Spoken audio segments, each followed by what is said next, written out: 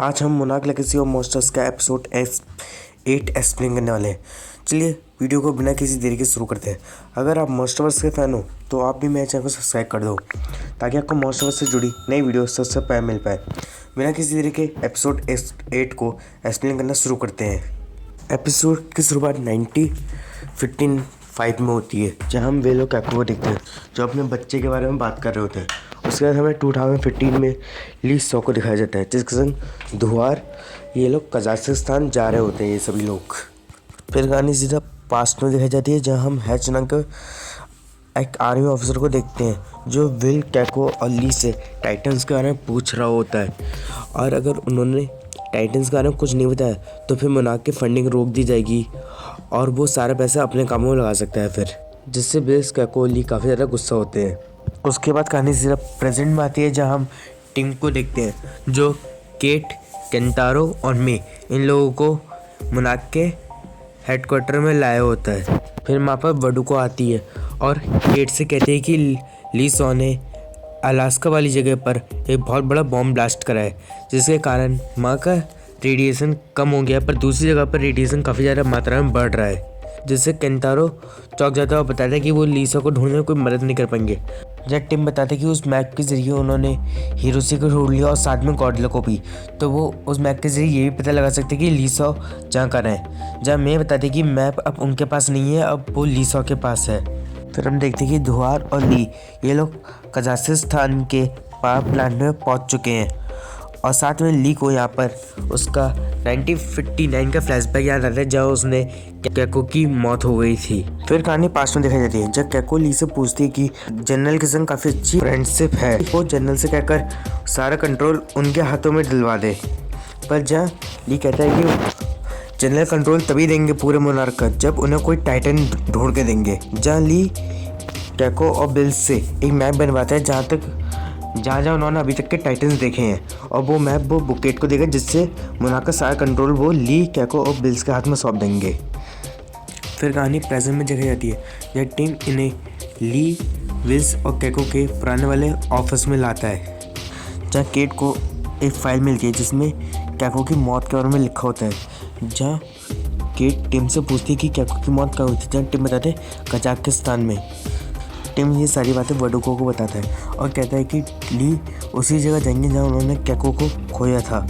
और वडुको ये बात शुरुआत में तो नहीं मानती, पर बाद में मान जाती है। केट, केंटारो और मे ये लोग भी मोनार्क की टीम के संग जाना चाहते हैं और साथ में टिम भी उनके संग जाते हैं उनकी सुरक्षा के लिए। फिर कहानी से पास्ट में दिखाई जाती है, जब कैको और बिल्स ने उस मैप को तैयार कर लिया होता है और फिर वो उस मैप में मार्क करते हैं कि कहाँ उन्होंने अभी तक के टाइटन्स देखे हैं। और ली को भी समझ में आ जाता है कि कैको और बिल्स एक दूसरे काफ़ी ज़्यादा करीब आ गए हैं। फिर कहानी प्रेजेंट में दिखाई जाती है, जब ये लोग कार से कजाकिस्तान जा रहे होते हैं और वहाँ पर पहुँच के उस पावर प्लांट के अंदर जाते हैं, जब उन्हें बहुत सारे टाइटन्स के अवशेष मिलते हैं। जब किट कहती है कि टाइटन्स अपनी खाल तभी छोड़ते हैं जब वो उसके लिए काफ़ी बड़े हो जाते हैं।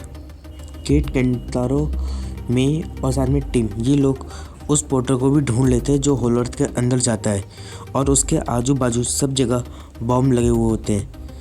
तभी वहाँ पर दुहार और उसकी टीम आ जाती है और इन लोगों को बंदूक तान देती है, और ये लोग भी उनके ऊपर बंदूक तान देते हैं। तभी वहाँ पर ली आते हैं और केट से बात करने के लिए कहते हैं, और केट भी बात करने के लिए मान जाती है। उसके बाद सीधा कहानी पास्ट में दिखाई जाती है, जहाँ विल ये पता कर रहा होता है कि टाइटन्स इंसानों के सामने क्यों होते हैं। फिर उसे पता चल जाता है कि टाइटन्स इंसान दुनिया में नहीं बल्कि धरती के अंदर रहते हैं, यानी कि एक दूसरे क्षेत्र में। और वो ये सारी बातें जाकर कैको को बताता है, जिससे कैको को भी इस बात पर यकीन शुरुआत में तो नहीं होता, पर बाद में यकीन हो जाता है।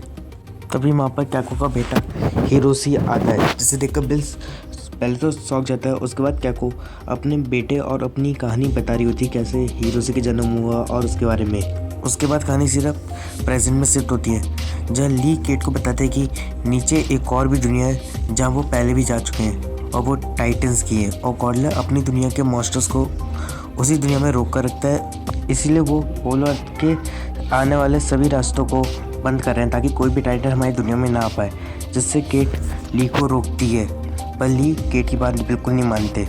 उसके बाद कहानी सीधा पास्ट में दिखाई जाती है, जहाँ ली जनरल बुकेट से आकर मिलता है और उन्हें मैप देता है और साथ में कॉर्डला के बारे में बताता है कि कॉर्डला उस बॉम्ब से बच गया है और अभी भी जिंदा है, जिसे सुनकर बुकेट काफ़ी ज़्यादा चौंक जाते हैं और साथ में ली ये भी कहता है कि नाक का पूरा कंट्रोल विल और कैको के हाथ में दे दें। जनरल बुकेट ये बात मान जाते हैं। उसके बाद कहानी सिर्फ प्रेजेंट में आती है, जब टिंग धुआर को समझाने की कोशिश करता है कि अगर ये रास्ता बंद हो गया तो इससे धरती पर बहुत बड़ी तबाही आ सकती है, पर धुआर टिंग की बिल्कुल बात नहीं मानती।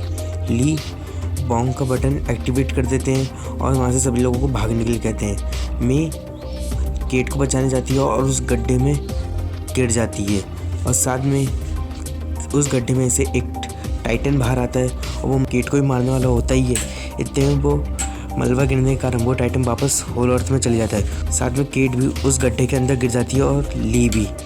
केंतारो मलबे के नीचे दब जाता है और साथ में पूरा पावर प्लांट टहल जाता है और इसी के साथ मोनार्क लेगेसी ऑफ मॉन्स्टर्स का एपिसोड 8 भी खत्म हो जाता है।